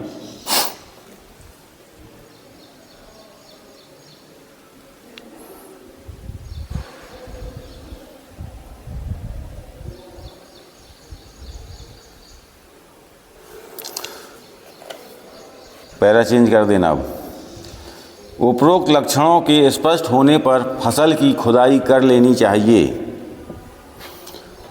उपरोक्त लक्षणों के स्पष्ट होने पर फसल की खुदाई कर लेनी चाहिए।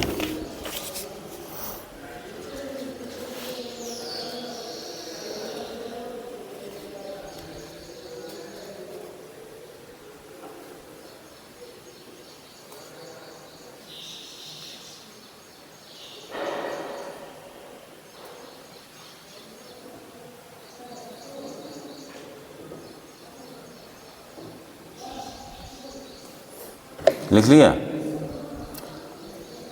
नेक्स्ट हेडिंग क्या आएगी अब? थ्रेसरिंग, मड़ाई।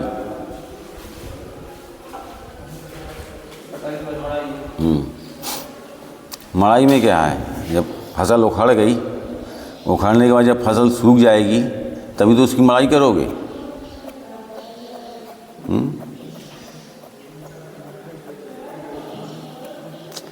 देखो मड़ाई, फसल कटने के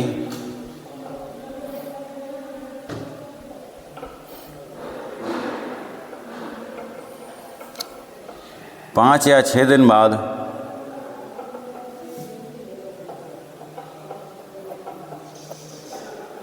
जब फसल पूर्णतया सूख जाती है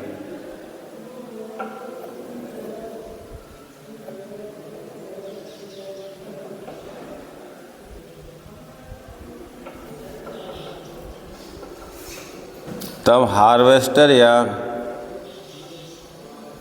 थ्रेशर की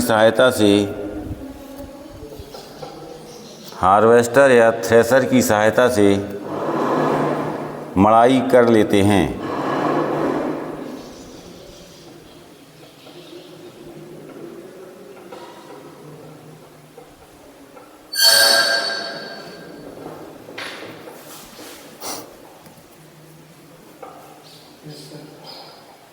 जी हाँ। अब नेक्स्ट हेडिंग क्या आएगी? उपज, हैं? उत्पादन या उपज एक ही चीज़ है। ईल्ड, ईल्ड लिखा ना।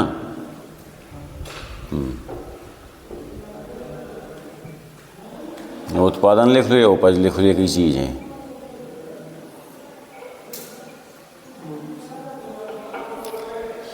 लिखो, मूंगफली में फसल की उपज विभिन्न परिस्थितियों के अनुसार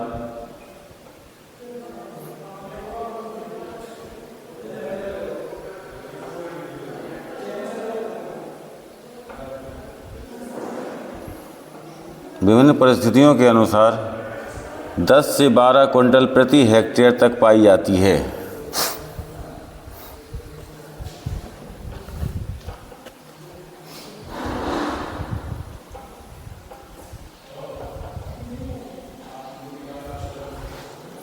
गुच्छेदार जातियों में 8 से 10 क्विंटल प्रति हेक्टेयर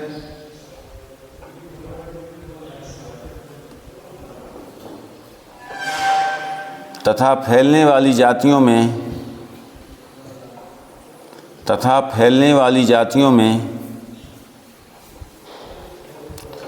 12 क्विंटल प्रति हेक्टेयर की दर से उपज प्राप्त होती है।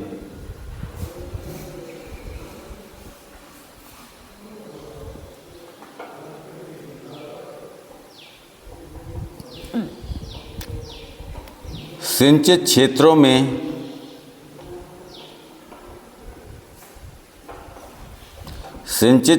में सभी मृदा व जलवायु की परिस्थितियां अनुकूल होने पर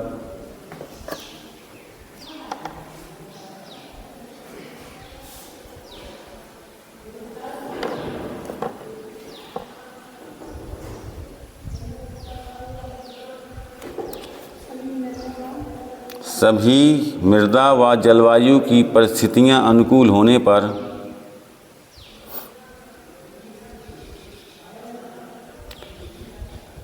30 क्विंटल प्रति हेक्टेयर तक उपज प्राप्त होती है।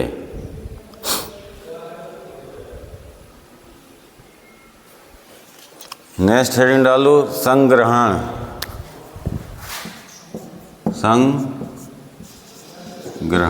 स्टोरेज।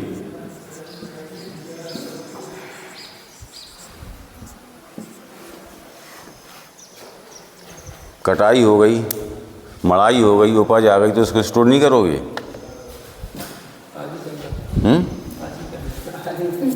आज ही स्टोर हो जाएगी, कागज़ में तो आज ही हो जाएगी।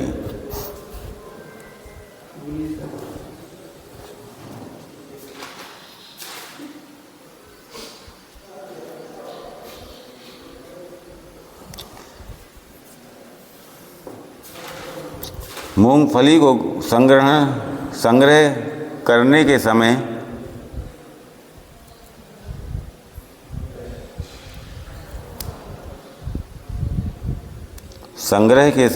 फलियों में 5% से अधिक नमी नहीं होनी चाहिए। 5% से अधिक नमी नहीं होनी चाहिए।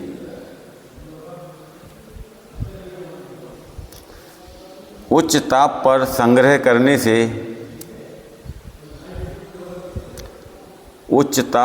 संग्रह करने से सुषुप्तावस्था की अवधि में वृद्धि होती है। सुषुप्तावस्था की अवधि में वृद्धि होती है।